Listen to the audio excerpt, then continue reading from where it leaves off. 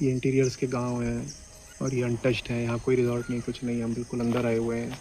यहाँ तक वो पॉपुलेशन एक्सप्लोजन और कमर्शलाइजेशन पहुँचेगा ही नहीं, यहाँ तक नहीं पहुँचने वाला है।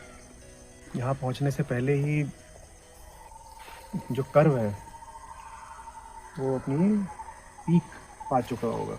पॉइंट ऑफ इन्फ्लेक्शन माने कहाँ ऐसे मुड़ जाएगा। 20-25 साल तुम क्यों सोच रहे हो कि जो अभी प्रोसेसेस चल रहे हैं वो ऐसे ही चलते रहेंगे लीनियरली? 20-25 साल में massive migration, loss of livelihood, बीमारी, फूड क्राइसिस, ये सब जकड़ चुके होंगे।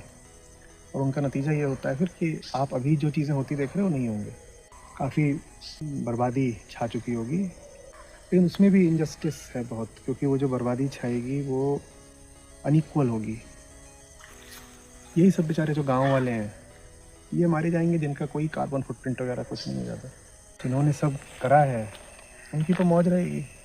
वो और हिमालय की तरफ चले जाएंगे, यूरोपियन कंट्रीज़ में चले जाएंगे। कई देश हैं, स्कैंडिनेवियन कंट्रीज़ हैं, रूस है, कनाडा है, ऐसे कई देश हैं जिनका एक बहुत बड़ा एरिया बर्फ़ के नीचे रहता है, उनकी नदियाँ तक जम जाती हैं। टेम्परेचर्स बढ़ेंगे तो वो तो ये भी कह सकते हैं कि हमें और ज़्यादा अरेबल लैंड मिल गया, माने कृषि योग्य भूमि मिल गई। गाज गिरनी है सबसे ज़्यादा भारतीय उपमहाद्वीप पर। ये कहना कोई अतिशयोक्ति नहीं होगी कि क्लाइमेट क्राइसिस सिर्फ भारत, पाकिस्तान, बांग्लादेश, इन्हीं देशों को बर्बाद करने के लिए आया है। या ये कह लो कि जो कुल बर्बादी होगी उसका, वैश्विक बर्बादी कुल, उसका आधे से ज़्यादा भुगतान भारतीय उपमहाद्वीप को करना पड़ेगा। कुछ अफ्रीका को करना पड़ेगा, लेकिन अफ्रीका के साथ ये है कि वो बहुत ज़्यादा पॉपुलेटेड नहीं है, आबादी बहुत कम है वहाँ पर। जब आबादी कम होती है तो फूड सिक्योरिटी उतना बड़ा चैलेंज नहीं होती। हमारे लिए तो फूड सिक्योरिटी भी बहुत बड़ा चैलेंज है ना। तो ये मत सोचो कि 25 साल तक आबादी बढ़ती रहेगी और पर कैपिटा इनकम्स बढ़ती ही रहेंगी और कमर्शलाइजेशन की जो लहर है वो आकर इन सब गाँवों को खा जाएगी।